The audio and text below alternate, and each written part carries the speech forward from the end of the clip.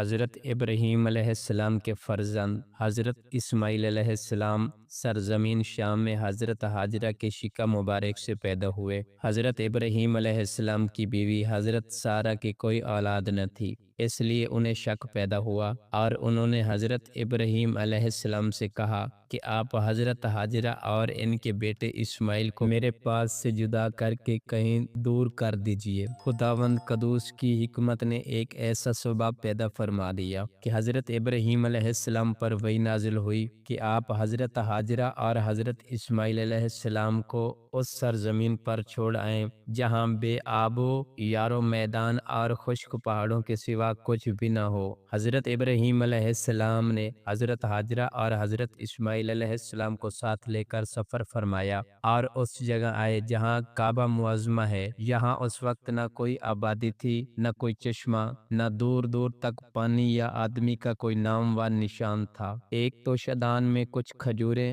اور ایک مشک پانی۔ حضرت ابراہیم علیہ السلام وہاں رکھ کر روانہ ہو گئے۔ حضرت ہاجرہ نے فریاد کی، اے اللہ کے نبی، اس سنسان بیابان میں جہاں نہ کوئی عورت ہے نہ غمخوار، آپ ہمیں بے یار و مددگار چھوڑ کر کہاں جا رہے ہیں؟ کئی بار حضرت ہاجرہ نے حضرت ابراہیم علیہ السلام کو پکارا مگر آپ نے کوئی جواب نہ دیا۔ آخر میں حضرت ہاجرہ نے سوال کیا، آپ اتنا فرما دیجئے، آپ نے اپنی مرضی سے ہمیں یہاں لا کر چھوڑ دیا ہے یا خداوند قدوس کے حکم سے آپ نے ایسا کیا ہے؟ تو حضرت ابراہیم علیہ السلام نے کہا، اے ہاجرہ، میں نے جو کچھ کیا ہے وہ اللہ تعالیٰ کے حکم سے کیا ہے۔ یہ سن کر حضرت ہاجرہ نے کہا، اب آپ جائیں، مجھے یقین کامل اور پورا اطمینان ہے کہ خداوند کریم مجھ کو اور میرے بچے کو ضائع نہیں فرمائے گا۔ اس کے بعد حضرت ابراہیم علیہ السلام نے ایک لمبی دعا مانگی اور وہاں سے ملک شام چلے آئے۔ چند دنوں میں کھجوریں اور پانی ختم ہو جانے پر حضرت ہاجرہ پر بھوک اور پیاس کا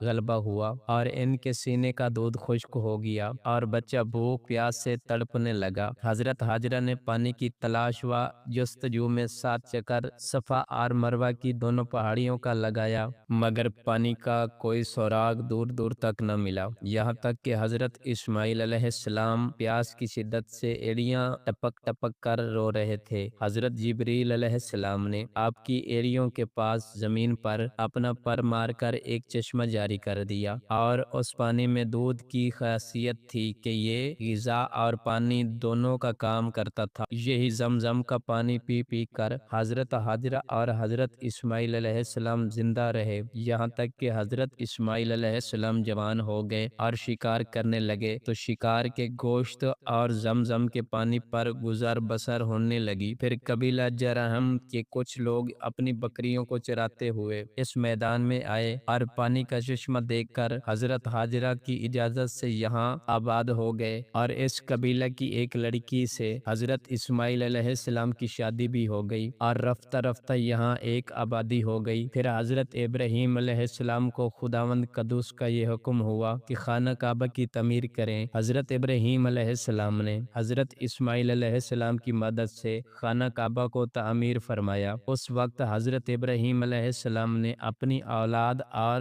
باشندگان مکہ مکرمہ کے لیے جو ایک طویل دعا مانگی وہ قرآن مجید کی مختلف صورتوں میں مذکورہ ہے اور سورہ ابراہیم میں آپ کی دعا کا کچھ حصہ اس طرح ہے جس کا ترجمہ یہ ہے، اے میرے رب، میں نے اپنی کچھ اولاد کو ایک ایسے میدان میں بسایا ہے جس میں کھیتی نہیں ہوتی، تیرے حرم والے گھر کے پاس، تاکہ وہ نماز قائم رکھیں، لہٰذا لوگوں کے دل ان کی طرف مائل کر دے اور انہیں کچھ پھل کھانے کو دے، شاید وہ تیرا شکر ادا کریں۔ یہ مکہ مکرمہ کی آبادی کی ابتدائی تاریخ ہے جو قرآن مجید سے ثابت ہوئی ہے۔ دعا ابراہیمی کا اثر۔ اس دعا میں حضرت ابراہیم علیہ السلام نے خداوند قدوس سے 2 چیزیں طلب کی ہیں، ایک تو یہ کہ کچھ لوگوں کے دل اولاد ابراہیم علیہ السلام کی طرف میل ہو جائیں اور دوسرے ان لوگوں کے پھلوں کی روزی کھانے کے لیے ملے۔ آپ کی یہ دعائیں قبول ہوئیں۔ इस तरह लोगों के दिल अहले मक्का की तरफ मैल हुए कि आज करोड़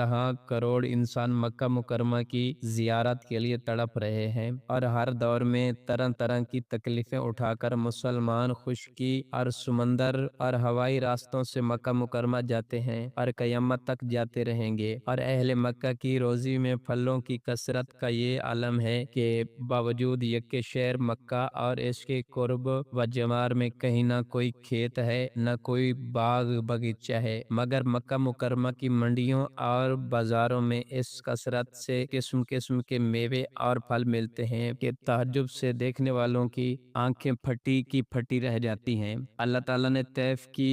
जमीन में हर किस्म के फलों की पैदावार की सलाहियत पैदा फरमा दी है कि वहाँ किस्म किस्म के मेवे और फल और तरह तरह की सब्जियां और तरकारियां मक्का मुअज़्ज़मा में आती रहती हैं। और इसके अलावा मिस्र व इराक बल्कि यूरोप के ममालिक से भी मेवे और फल बकसरत मक्का मुकरमा आया करते हैं। ये सब हजरत इब्राहीम अलैहिस्सलाम की दुआओं की बरकतों के असरात व समरात हैं, जो बिलाशुबा दुनिया के अजैबात में से हैं, जिसमें आपने अपनी औलाद के अलावा तमाम मोमिनीन के लिए भी दुआ मांगी, जिसका तर्जमा ये है, ऐ मेरे परवरदिगार मुझे नमाज कायम करने वाला बना और मेरी कुछ औलाद को भी। ऐ हमारे रब हमारी दुआ कबूल फरमा। ऐ हमारे रब मुझे और मेरे माँ बाप और तमाम मोमिनीन को बख्श दे जिस दिन हिसाब कायम होगा। तो इस तमाम वाक़िया से जो दर से हिदायत मिलता है वो ये है कि इस वाक़िया से दो बातें खास तौर पर मालूम हुई। नंबर एक, हजरत इब्राहीम अलैहिस्सलाम अपने रब ताला के बहुत ही अतात गुजार और फर्मा बरदार थे कि वो बच्चा जिसको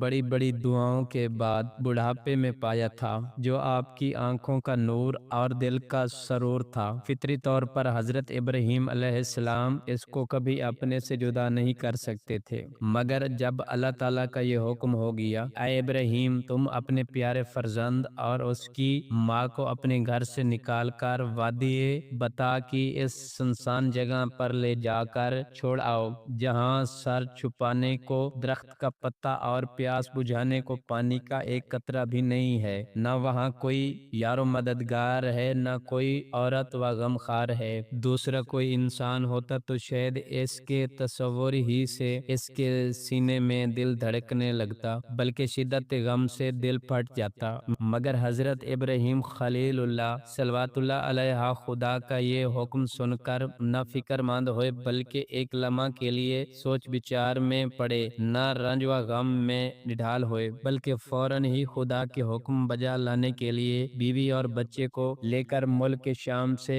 सरजमीन मक्का में चले गए और वहाँ बीवी बच्चे को छोड़कर मुल्क शाम चले आए। इस जज्बे अतात शारी और जोश फर्मा बरदारी पर हमारी जानें कुर्बान। नंबर दो, हजरत इब्राहीम अलैहिस्सलाम ने अपने फर्जंद हजरत इस्माइल अलैहिस्सलाम और इनकी औलाद के लिए नहायत ही मोहब्बत भरे अंदाज में इनकी कबूलियत और रिज़्क़ के लिए जो दुआएं मांगी। इससे ये सबक मिलता है कि अपनी औलाद से मोहब्बत करना और इसके लिए दुआएं मांगना ये हजरत अंबियाए कराम अलैहिस्सलाम का मुबारक तरीका है, जिस पर हम सब मुसलमानों को अमल करना चाहिए।